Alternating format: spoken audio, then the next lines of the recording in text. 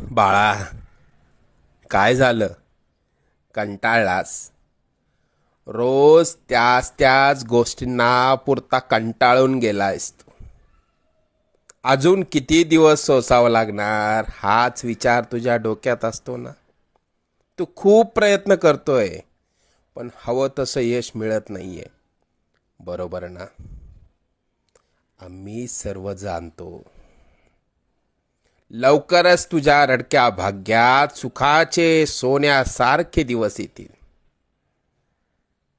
आम्ही सदैव तुझ्या आणि कुटुंबाच्या पाठीशी उभे आहोत.